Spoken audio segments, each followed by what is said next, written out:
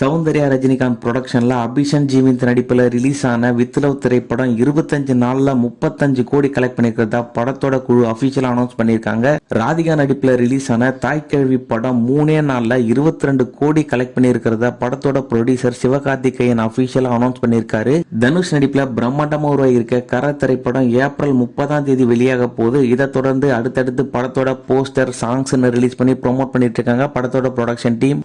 வெங்கி அட்லூரி டைரக்ஷன்ல சூர்யா மமிதா பைஜு நடிக்கிற படத்துக்கு Viswanath and sons title announce பண்ணிருக்காங்க. அது மட்டும் இல்லாம ஃபர்ஸ்ட் லுக் போஸ்டரும் ரிலீஸ் பண்ணிருக்காங்க படத்தோட குழு. ஜிவி பிரகாஷ் இசையமைக்கிற இந்த படம் ஜூலை மாசத்துல ரிலீஸ் ஆகும்னு சொல்லி அறிவிச்சிருக்காங்க. சூர்யா நடிப்புல பிரம்மாண்டமா உருவாக போற விஸ்வநாத் அண்ட் சன்ஸ் படத்தோட செகண்ட் லுக் போஸ்டரும் ரிலீஸ் பண்ணிருக்காங்க படத்தோட குழு.